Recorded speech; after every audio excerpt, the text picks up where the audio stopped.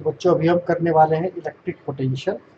हमको पोटेंशियल पता करना है और पोटेंशियल पता करना है हमको डाइपोल का। किसका पोटेंशियल पता करेंगे हम? डाइपोल। यानी कि हमारे पास एक क्वेश्चन है, ये एक डाइपोल है। ये क्या है? डाइपोल। मान लो डाइपोल है। डाइपोल का मीनिंग क्या हुआ? डाइपोल का मीनिंग है कि हमारे पास में दो इक्वल एंड अपोजिट चार्ज हैं, दो equal and opposite charge separated by A small distance. मान लो ये वाला चार्ज है -q और ये वाला चार्ज है +q। तो ये डाइपोल कितना इलेक्ट्रिक पोटेंशियल बना रहा है वो हमको पता करना है। अच्छा, इलेक्ट्रिक पोटेंशियल हम इस लाइन में पता कर सकते हैं, एक्सियल लाइन कहलाएगी। हम इसके परपेंडिकुलर पता कर सकते हैं, इक्वेटोरियल लाइन कहलाएगी, या कहीं पर भी पता कर सकते हैं। तो हमारा जो आज का मेन उद्देश्य है, मेन वर्क है, वो ये है कि हमने क्या पता करना है? Electric potential. इलेक्ट्रिक पोटेंशियल पता करना है और इस डाइपोल ने कितना इलेक्ट्रिक पोटेंशियल जनरेट कर रखा होगा ये हमें पता करना है। तो हमने क्या करा, एक पॉइंट लिया P। सपोज करो यहाँ पर पोटेंशियल पता करके देखते हैं इस P पॉइंट। अब P पॉइंट है कहाँ? मान लो इस वाले चार्ज से इसकी डिस्टेंस है r1, मान लो इस वाले पोल से इसकी डिस्टेंस है r2। तो देखो, अब अगर हमें फॉर्मूला पता है इलेक्ट्रिक पोटेंशियल का, तो हम P पॉइंट पर पोटेंशियल इससे भी निकाल सकते हैं और P पॉइंट पर पोटेंशियल इससे भी निकाल सकते हैं। अब पोटेंशियल का फॉर्मूला क्या है? अगर एक पॉइंट चार्ज हो, एक पॉइंट चार्ज हो और उस पॉइंट चार्ज से हमें पोटेंशियल पता करना हो, तो जो इलेक्ट्रिक पोटेंशियल है उसका फॉर्मूला होगा, इलेक्ट्रिक पोटेंशियल का फॉर्मूला होगा 1/4πε0, जो भी चार्ज है और उसकी जो भी डिस्टेंस है। ये फॉर्मूला हमें पहले याद रखना है। क्या फॉर्मूला इलेक्ट्रिक पोटेंशियल का? 1/4πε0 Q अपॉन में R। Q अपॉन में R। ये किसका फॉर्मूला है? इलेक्ट्रिक पोटेंशियल का फॉर्मूला है हमारे पास में। E is equal to 1/4πε0 Q upon में R। तो ड्यू टू पॉइंट ए पर जो चार्ज है इसकी वजह से पोटेंशियल पता करते हैं। ड्यू टू पॉइंट ए या -q चार्ज जहां पर है, इसकी वजह से पोटेंशियल पता कर लेते हैं, पोटेंशियल पता कर लेते हैं। अच्छा, पोटेंशियल को E से ना डिनोट करके V से डिनोट कर दो। इससे डिनोट कर दो V से। V से E तो इलेक्ट्रिक फील्ड हो जाएगी, E तो इलेक्ट्रिक फील्ड हो जाएगी। तो V1 is equal to 1/4πε0। Charge negative वाला था और ये डिस्टेंस हमने कितनी ले रखी है इसकी? R1। ऐसे ही अब हम पोटेंशियल पता करते हैं due to point B. Point B मान लो यहाँ पर है, ये वाले पोल की बात हो रही है, तो इससे कितना पोटेंशियल होगा? V2 1/4πε0 चार्ज अपॉन में R2। टोटल पोटेंशियल अगर देखें, एक निकाला V1 और एक फाइंड आउट करा V2, टोटल पोटेंशियल आ गया V1 प्लस V2। अगर हम इस चीज को सॉल्व करें, तो V इज इक्वल टू कितना बना? 1/4πε0। इसमें भी है और इसमें भी है, कॉमन निकल के आ जाएगा। क्या बचेगा? -q upon R1 plus q upon R2। ये हमारा टोटल पोटेंशियल आ गया। क्या आ गया हमारे पास में? Total potential. अब अगर हमारे पास ये टोटल पोटेंशियल है और हमें इसको सॉल्व करना है, तो सिंपली मैथमेटिक्स यूज करते हैं, सिंपली कैलकुलेशन करते हैं और हमारे पास में इसका आंसर आ जाएगा। सिंपली कैलकुलेट कर, ये हमारे पास पोटेंशियल आया था। अच्छा, इससे Q भी कॉमन आ सकता है। Q अगर कॉमन ले ले तो 1/R2 पॉजिटिव वाला पहले लिख दिया और 1/R1 नेगेटिव वाला बाद में ले लिया। देखो क्या करा, Q को बाहर निकाला, Q को कॉमन लिया, तो ये 1/R2 बचा, इसको पहले लिख दिया। ये -1/R1 बचा, इसको बाद में लिख दिया।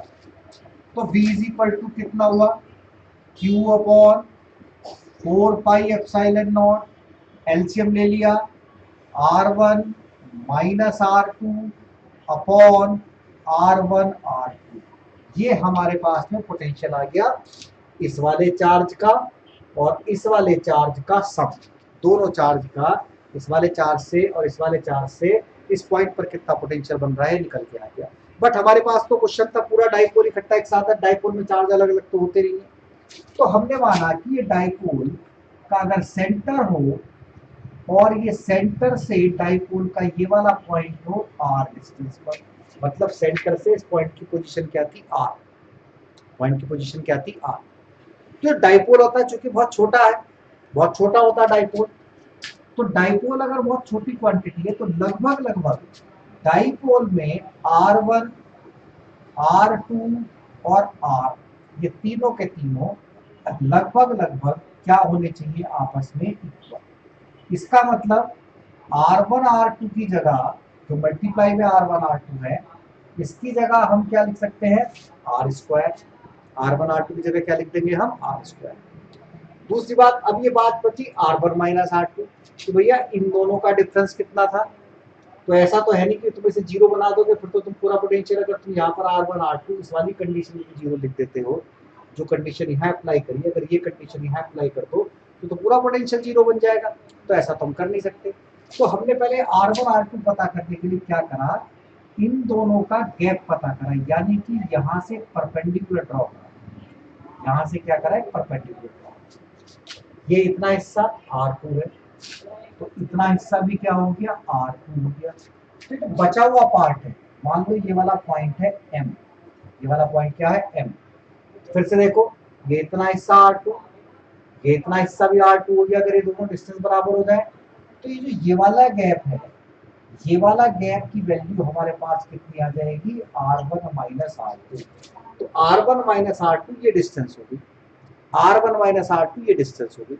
अब ये कैसे फाइंड आउट करी जाए, मान लो ये एंगल है, जो P पॉइंट था वो सेंटर से थीटा एंगल पर था, P पॉइंट सेंटर से थीटा एंगल पर, तो लगभग लगभग ये एंगल भी कितना हो गया थीटा। इस हिसाब से ये थीटा, तो ये तो बना इस वाले ट्राइंगल में, देखो इस वाले ट्राइंगल में देखो, in triangle A M B, in triangle A M B, कौन सा ट्राइंगल लिया हमने ए एम बी में, ये हो गया थीटा, ये हुआ बेस, ये हुआ परपेंडिकुलर, ये हुआ हाइपोटेनस। तो कॉस थीटा निकाल लो, कितना बेस, और बेस हम कितना कह रहे हैं ये वाली डिस्टेंस ए एम वाली distance R1 minus R2 upon में हाइपोटेनस कितना हुआ 2a, हाइपोटेनस कितना हुआ इसका 2a, हाइपोटेनस कितना हुआ 2a। तो यहां से अगर हम R1 माइनस R2 पता करें तो ये बन जाएगा 2a cos थीटा। कितना बन जाएगा R1 minus R2 2a cos theta.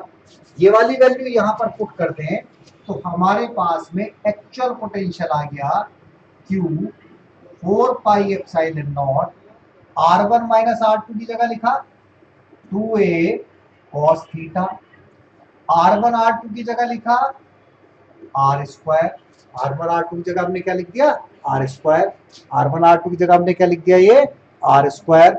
तो हमारे पास में ये जो टोटल पोटेंशियल है ये निकल करके आ गया, कितना पोटेंशियल निकल के आ गया V is equal to Q into 2a, Q into 2a, ये कुछ होता है याद करो सोचो, ये था डाइपोल मोमेंट, क्या था ये डाइपोल मोमेंट। तो 1/4 पाई एप्सिलॉन नॉट हमने अलग करा, Q इंटू 2a की जगह हमने क्या लिखा P लिखा, और ये साथ में cos थीटा और ये अपॉन में R स्क्वायर।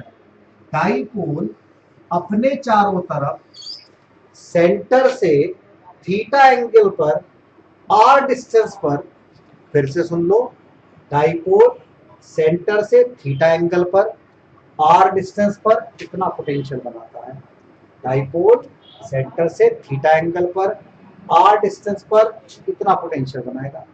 अब सपोज करो तुमसे पूछ लिया जाए कि भैया डाइपोल का पोटेंशियल यहां बताओ एक्सियल लाइन, कहां बताओ एक्सियल लाइन, किस लाइन पर बताओ कि जो पॉइंट था R वो सेंटर से यहां था, ये पॉइंट P जो है ये ये यहाँ था, घूम करके यहाँ गया। अगर सपोज करो एक्सियल लाइन पर इस पॉइंट को ले आए, इस पॉइंट को एक्सियल लाइन पर ले आए, जो पॉइंट था ऊपर वाला, इसको कहां पर ले आए हम, बी वाले पॉइंट को एक्सियल लाइन पर ले आए, तो थीटा कितना बन जाएगा, जीरो। थीटा कितना बन जाएगा, जीरो। थीटा कितना बन गया, जीरो। थीटा कितना बना, जीरो। तो कॉस जीरो। तो उस कंडीशन में ऑन एक्सियल लाइन, अगर हम एक्सियल लाइन पर देखें या on the axis of dipole देखें, on axis of dipole, axis of dipole, तो क्या हुआ, v is equal to 1/4πε0 p cos zero upon में r स्क्वायर। इतना पोटेंशियल बन जाएगा, इतना पोटेंशियल बन जाएगा, क्या बन जाएगा, p, 1 को हटा देंगे, 1 की p से मल्टीप्लाई कर देते हैं, तो क्या पोटेंशियल बन गया, p इज इक्वल टू 1/4π, ये v is equal to 1/4πε0 p upon में r स्क्वायर। अगर तुमसे पूछ लगे डाइपोल के इक्विटोरियल पर बताओ, डाइपोल का इक्विटोरियल मतलब तुमको ये वाला पॉइंट P जो है वो यहाँ आ जाएगा, डिस्टेंस भले से R हो, डिस्टेंस क्या हो, R डिस्टेंस पर ये पॉइंट एक्सियल लाइन पर यहाँ था, R डिस्टेंस पर ये पॉइंट इक्विटोरियल लाइन पर यहाँ आ गया। तो ऑन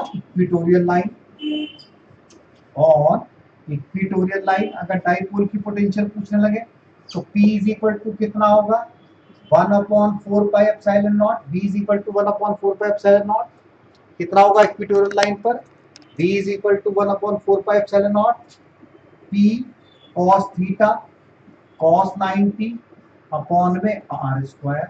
बट cos 90 कितना हो जाता है, जीरो। तो टोटल पोटेंशियल कितना हो गया, जीरो। कितना टोटल पोटेंशियल हो गया, जीरो। तो इसका मतलब अगर हमें इक्विटोरियल लाइन पर पोटेंशियल बोला डाइपोल की, डायरेक्ट जीरो लिख दो। एक्सियल लाइन पर पोटेंशियल पूछा है 1/4πε0 p अपॉन r स्क्वायर लिख दो। कहीं थीटा एंगल पर पूछ लिया कि यहाँ ये पोटेंशियल बताओ, तब तुम क्या लिख दो, p cos थीटा अपॉन में r स्क्वायर। तो p cos theta upon r square कब है, जब थीटा एंगल पर पोटेंशियल पूछे। p अपॉन r स्क्वायर कब है, जब एक्सेस पर पोटेंशियल पूछे। जीरो कब है, इक्विटोरियल पर पोटेंशियल पूछे। और देखो वैसे भी इक्विटोरियल पर ये सेम डिस्टेंस हो जाएगी, ये दोनों डिस्टेंस सेम हो जाएगी, ये नेगेटिव पोटेंशियल, ये पॉजिटिव पोटेंशियल, अगर इनको ऐड करोगे तब भी जीरो आएगा। यानी कि अगर इक्विटोरियल लाइन पर हम डायरेक्टली फॉर्मूले से भी इसी मेथड से अगर पोटेंशियल निकालें तो ये माइनस क्यू वाला पोटेंशियल पॉइंट से निकाल लो, 1/4πε0 Q minus Q upon R, जहां से निकाल लो 1/4πε0 प्लस क्यू अपॉन आर, दोनों को ऐड कर दो तब भी इक्विटोरियल पर जीरो आ रहा है। तो इक्विटोरियल लाइन पर पोटेंशियल कितना रहेगा, जीरो। एक्सेस पर पोटेंशियल कितना रहेगा, 1/4πε0 p अपॉन r स्क्वायर। और कहीं पर भी हमसे पोटेंशियल पूछ लिया जाए तो क्या फॉर्मूला लगाएंगे, 1/4πε0 p cos थीटा अपॉन में r स्क्वायर। देखो तीन फॉर्मूले रैंडमली बिल्कुल एक जैसे चल रहे हैं। इलेक्ट्रिक फील्ड का फॉर्मूला 1/4πε0 चार्ज अपॉन में r स्क्वायर, जबकि पोटेंशियल का फॉर्मूला 1/4πε0 चार्ज अपॉन में r। इन दोनों की हेल्प से या इसकी हेल्प से हम पोटेंशियल, इलेक्ट्रिक फील्ड कोई भी पता कर सकते हैं, डाइपोल कुछ भी पता कर लेंगे हम डाइपोल।